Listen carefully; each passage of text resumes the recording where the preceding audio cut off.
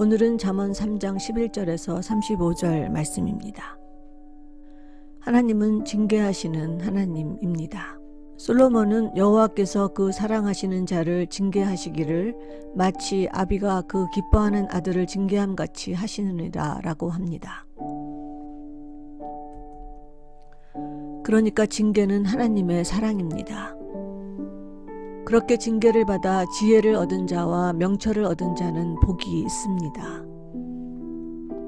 하나님의 지혜를 안다는 것은 은을 얻는 것보다 낫고 그 이익이 정금보다 나은 것이라고 솔로몬은 말합니다. 하나님의 지혜를 따라 사는 길은 즐거운 길이요 그 첩경은 다 평강입니다.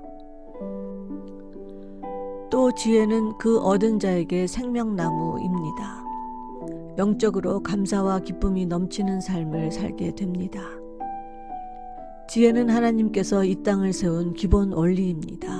솔로몬은 여호와께서는 지혜로 땅을 세우셨으며 명철로 하늘을 굳게 펴셨고 그 지식으로 해양이 갈라지게 하셨으며 공중에서 이슬이 내리게 하셨느니라 라고 합니다. 솔로몬은 다시 한번 완전한 지혜와 근신이 내 영혼의 생명과 목의 장식이 될 거라고 하며 그렇게 하나님 지혜를 따라 살 때 내 길을 안연히 행하겠고 내 발이 거치지 아니할 거라고 합니다. 또 지혜를 따라 살면 두려움 없는 삶을 살게 됩니다. 솔로몬은 내가 누울 때 두려워하지 아니하겠고 내가 누운즉 내 잠이 달리로라 라고 했습니다. 하나님의 지혜가 아닌 세상 요령으로 살면 우린 늘 두려움 속에 살게 됩니다. 알 수 없는 불안 속에 살게 됩니다. 그러니까 마음속의 불안, 두려움은 우리가 지금 하나님 지혜가 아닌 세상 가치관 속에 살고 있다는 표식입니다.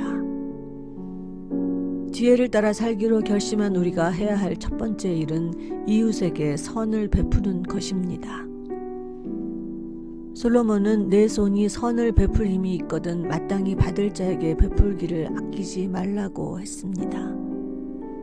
또 이웃을 도와줄 것이 내게 있거든 이웃에게 이르기를 갔다가 다시 오라 내일 주겠노라 하지 말라고 합니다. 도와줄 수 있는 것을 미루지 말라는 뜻이지요. 또 솔로몬은 내 이웃이 내 곁에서 안연히 살거든 그를 모해하지 말며 사람이 내게 악을 행하지 아니하였거든 까닭없이 더불어 다투지 말며 라고 하는데 예수님의 사랑은 이보다 한 걸음 더 나아간 사랑입니다. 내게 악을 행한 원수도 사랑하라고 하셨으니까요. 하나님의 지혜로 살지 않는 자, 곧 이웃을 사랑하지 않는 자들은 포악한 자들입니다. 솔로몬은 포악한 자를 부러워하지 말며 그 아무 행위든지 좇지 말라고 합니다. 포악한 자들은 세상적으로 잘 나가는 것처럼 보이고 그들의 겉모양도 대단해 보입니다. 하지만 그들 안에는 하나님이 없어서 그들은 영적으로 죽은 자들입니다. 아무리 겉모습이 화려하고 멋지게 보여도 그들 안에는 두려움과 염려만이 가득합니다. 솔로몬은 그런 악인의 집에는 여호와의 저주가 있거니와 의인의 집에는 복이 있느니라 라고 합니다. 하나님은 진실로 거만한 자를 비웃으시며 겸손한 자에게 은혜를 베푸시는 분입니다. 그래서 결국 지혜로운 자는 영광스러운 삶을 살게 되고 미련한 자는 겉으로 화려해 보이나 욕된 삶을 살게 됩니다. 솔로몬은 지혜로운 자는 영광을 기업으로 받거니와 미련한 자의 현달함은 욕이 되느니라 라고 했습니다. 여기서 현달함은 명성, 덕망이 높아서 이름이 세상에 드러난다는 뜻입니다. 하지만 하나님 없이 세상에 높이 서는 삶의 결론은 욕된 삶입니다.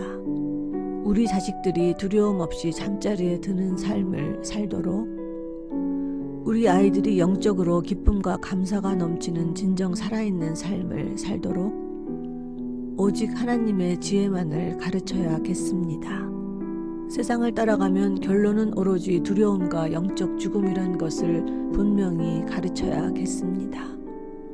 하나님 없는 삶은 그 외형이 아무리 화려해도 결국 욕된 삶일 뿐임을 가르쳐야겠습니다. 이것이 크리스천 부모가 죽기 전에 꼭 해야 할 유일한 의무입니다.